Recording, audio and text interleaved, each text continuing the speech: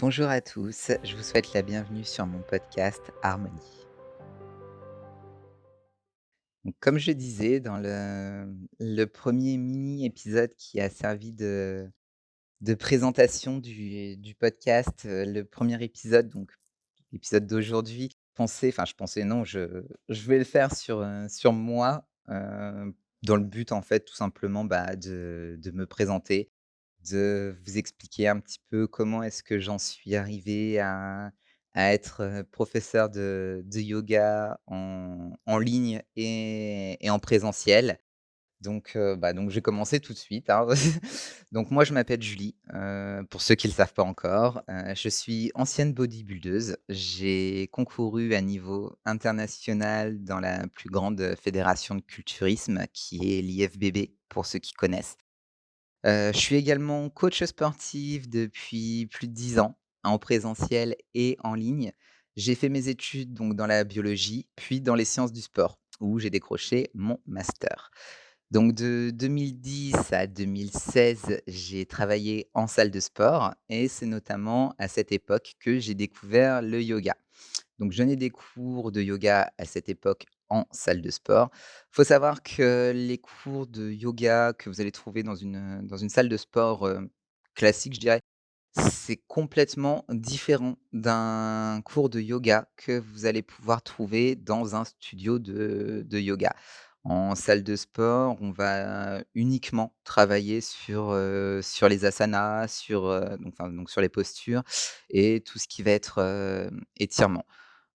Toute la partie philosophie du yoga que vous pouvez retrouver en studio de yoga est inexistante en salle de sport. C'était pendant pas mal d'années, j'ai fait donc uniquement des cours où j'ai donné, des cours, on va dire, d'asana plutôt que de yoga. Puis en 2018, j'ai complètement arrêté, moi de mon côté, de travailler en salle de sport pour ne faire plus que du coaching online. Plus de cours de yoga non plus, forcément, bien que pour moi, j'ai continué ma pratique personnelle du yoga de temps en temps. Donc pareil, hein, à ce moment-là, je pratiquais uniquement les asanas. Pour moi, à l'époque, je voyais le yoga plus comme un comment dirais-je? Comme un complément d'un autre sport. Donc pour, travailler la souplesse, la mobilité, les étirements et puis, pour avoir un petit peu une récupération active. À côté de mes coachings en distanciel, j'ai décidé d'ouvrir, donc toujours en 2018, un magasin de diététique sportive. Donc diététique sportive, complément alimentaire, hein, communément appelé, un magasin de prot pour ceux qui connaissent. Donc ce magasin, il a eu, un succès, direct dès son ouverture. 2018, je jonglais entre magasin, coaching, mes préparations de compétition. J'avais complètement plus le temps de pratiquer le yoga, hein. Je l'ai totalement mis de côté à mon grand regret. Puisqu'il faut savoir que j'étais quand même à la salle à 6 heures du matin pour m'entraîner et je partais directement au magasin pour ma journée de boulot, de 8 heures à 20 heures et ça tous les jours. Ça fait quand même une bonne plage horaire et j'avoue que le soir, j'avais plus envie de rentrer, me manger, me coucher que de dérouler mon tapis. Grosse erreur, mais bon, voilà. Donc les années ont passé, puis, en fait, j'ai commencé à être triste, tout simplement, dans ce que je faisais. Je me sentais plus du tout épanoui. Pour moi, en fait, j'avais fait, le chemin que j'avais à faire dans ce milieu et j'en avais fait le tour. Moi, il faut savoir que je suis quand même quelqu'un qui a besoin d'avoir des projets, de créer des choses pour me sentir épanoui. Et malheureusement, c'était plus le cas. En 2020, j'ai pris la décision de commencer à embaucher des vendeurs pour le magasin et en 2022, j'ai mis un point final à ma carrière sportive et sans regret. Sans regret puisque, ça m'a permis de me libérer du temps, ce précieux temps en fait dont j'avais besoin pour me remettre à créer quelque chose de nouveau. Ce précieux temps pour, tout simplement prendre le temps d'être et de vivre. Donc à ce moment-là, j'avais aucune espèce d'idée de ce que j'allais faire. J'étais plus dans un mood, proche du burn-out qu'autre chose. J'avais pas d'envie particulière, je me sentais pas capable non plus, en fait, de monter quelque projet que ce soit. Je me rappelle avoir dit à mon père et à mon mari à cette époque-là: «Les gars, je suis perdu. Je sais pas quoi faire. Il y a rien qui m'anime en ce moment. J'ai envie de rien». Donc voilà. J'étais, complètement dans une phase, ouais, on verra. Donc quelques jours plus tard, je suis tombé complètement par hasard sur, mes anciens cours papier. En fait, moi je faisais du rangement chez moi tout simplement et je suis tombé sur mes anciens cours papier que je donnais à l'époque en salle et bien sûr, bah, dedans, vous l'aurez deviné, hein, il y avait, mes vieux cours de yoga. Comme quoi le hasard fait bien les choses, hein, j'ai envie de dire et voilà, on n'est pas là pour rien. Je les ai mis donc de côté, puis je les ai refaits.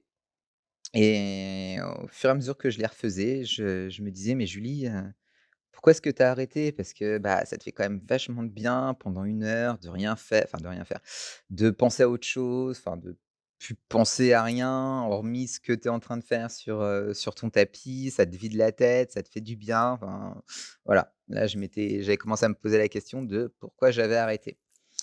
Donc pareil, en parallèle de ça, j'avais aussi cherché des vidéos un petit peu sur YouTube pour varier puisque, à ce moment-là, j'avais pas forcément ni envie de créer, ni envie d'écrire d'autres cours et je suis tombé sur la chaîne YouTube, Yoga Systema. Sébastien, petite dédicace si un jour tu passes, sur mon podcast. Donc Yoga Systema, pour ceux qui ne connaissent pas, c'est une chaîne de hatha yoga, heu et donc il y a beaucoup de vidéos, hein. Donc vous avez, amplement le choix, que ça soit, en termes de niveau, en termes de durée de cours, enfin c'est très varié et je me rappelle qu'il y a eu une vidéo où à la fin il y avait, bah, Sébastien qui présentait quelques livres sur la philosophie du yoga. Donc moi je savais même pas qu'il y avait des livres sur le yoga à ce moment-là.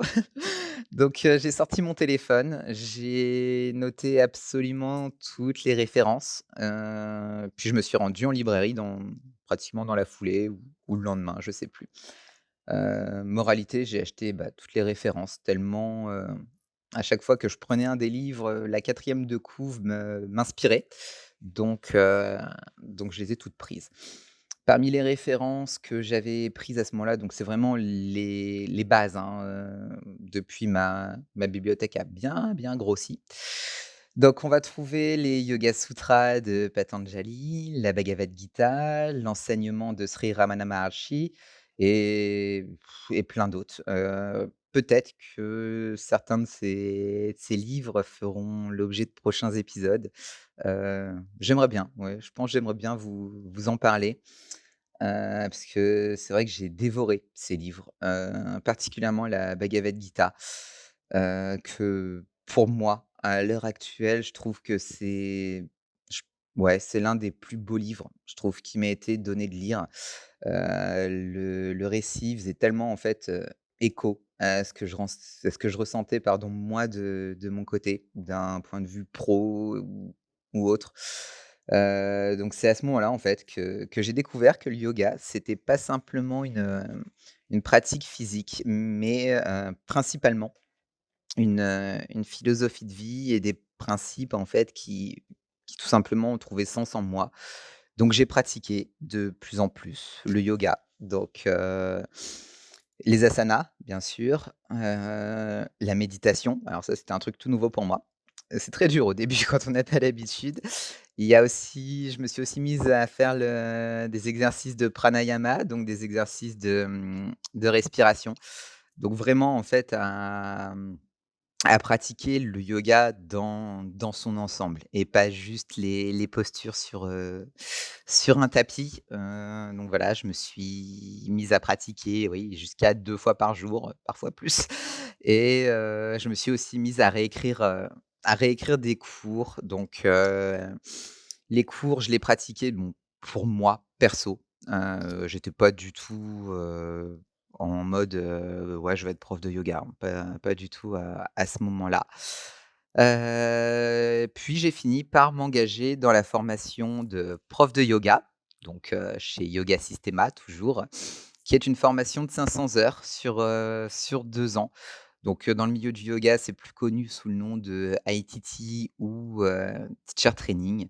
Donc à ce moment-là, quand j'ai démarré la formation, je je voulais la faire, voilà, pour moi, pour, enrichir ma pratique et mes connaissances. Pas du tout dans un but, moi, d'enseigner. Parce que, bah, justement, j'avais découvert tout ce côté, philosophie du yoga et je me sentais pas de me entre guillemets, de m'auto-proclamer prof de yoga alors que la seule chose que je maîtrisais, à peu près, c'était les asanas. Voilà, j'avais encore, tellement, tellement, tellement de choses à voir avant de m'auto-proclamer, si je puis dire, prof de yoga. Donc c'est pour ça, voilà, j'avais voulu faire ma formation au départ uniquement dans un but, personnel. Personnel, voilà. Donc voilà, plus ça avançait et puis parallèlement, bah, il y a le désir en fait de partager, ouais, le désir de partager qui est né en moi, donc de partager ce que le yoga m'avait enseigné et continue de m'enseigner. J'ai décidé donc du coup de créer mon studio de yoga en ligne. Aujourd'hui sur ma plateforme, je publie jusqu'à 2 cours par semaine. J'ai enfin retrouvé le côté créatif qui m'avait fait défaut pendant toutes les années précédentes. J'étais encore en formation lorsque j'ai un ami proche qui a décidé de créer son centre de bien-être, heu et au fil des discussions, il m'a dit, «Je vais mettre en place du yoga, et tu me feras les cours».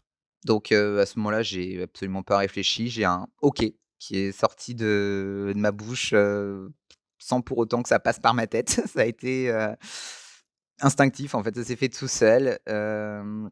Quand j'y repense, j'avais même pas pris le temps de réaliser ce que je venais de dire, que c'était acté pour nous 2. Donc bah, forcément avant l'arrivée des premiers cours, je me suis un peu mis la pression toute seule, puisque, bah, ça faisait quand même très, très longtemps que j'avais pas donné de cours en présentiel. Puis au final, ça s'est très, très bien passé. J'ai rencontré, bah, des élèves qui étaient, d'une gentillesse incroyable, enfin voilà, rien à redire. Donc c'est devenu un réel plaisir d'aller donner des cours de yoga, que ça soit, en particulier ou en studio ou voilà, chez diverses, partenaires. Donc j'ai adoré. J'ai adoré et puis voilà, le rythme de sortie des vidéos, c'est vrai que c'est devenu, quand même soutenu puisque 2 vidéos par semaine, c'est quand même pas mal de boulot entre tournage, montage, mise en ligne et cetera. Donc entre guillemets, c'est bien pour moi. Moi, j'adore faire ça parce que ça me «force» entre guillemets toujours, hein, ça me force parce que, bon, en soi, je m'oblige à rien, mais ça me demande de toujours, rester créative et d'un point de vue, perso, qu'est-ce que c'est épanouissant. J'adore. J'adore en fait, créer mes vidéos, de partager, que les gens me disent: «Oh ouais, là, c'était super, ça m'a fait du bien» et cetera. Voilà, c'était, bah, je trouve ça génial, tout simplement. Donc c'est vrai qu'aujourd'hui, à l'heure actuelle, je pense pouvoir dire que, bah, oui, oui, le yoga a changé ma vie. Ça m'a apporté, ben, un épanouissement personnel qui est incroyable, hein. Donc voilà comment j'en suis devenu à devenir, bah, du coup, professeur de yoga. Moi qui voulais vous faire un épisode court, enfin une rapide présentation, bah, ça fait maintenant un quart d'heure que que je suis en train de vous parler. Je vais essayer de conclure l'épisode, rapidement en vous laissant sur ces derniers mots. Pour vous dire que, bah, tout simplement, si à un moment de votre vie, vous avez des doutes, des peurs sur ce que vous voulez faire, que vous êtes, perdu, bah, c'est normal. Prenez du temps pour vous, pour réfléchir à vraiment ce que vous voulez faire, à ce qui vous fait vibrer. Écoutez-vous et foncez. N'attendez pas de vous sentir prêt pour faire les choses, parce que tout simplement si vous attendez de vous sentir prêt, bah, en fait, vous ferez jamais rien. Donc lancez-vous et puis vivez vos aventures, tout simplement. J'espère que cet épisode de podcast vous aura plu. J'avoue, je vous ai un petit peu raconté ma vie pendant un quart d'heure, mais bon, ça vous permet aussi de mieux me connaître et de mieux pouvoir découvrir mon univers. J'ai déjà pas mal d'idées pour les prochains épisodes. Je sais plus si je l'avais dit ou pas dans le premier épisode de présentation que j'aimerais bien, poster jusqu'à 2 épisodes par mois, donc sur des thèmes divers et variés. J'aimerais qu'on parle, bon, bien sûr de yoga, de l'aspect philosophique du yoga, qui est incroyablement riche et beau. J'aimerais parler avec vous aussi d'ayurveda, de lithothérapie et plein de sujets en fait que moi j'adore et qui me passionnent. Donc voilà, j'ai énormément d'idées, d'épisodes, à vous faire. J'espère que ça vous plaira. N'hésitez pas, hein, aussi vous à me donner des idées, des sujets que vous voulez que qui soient abordés dans ce podcast. Je vous remercie pour votre écoute, je vous embrasse et je vous dis à bientôt.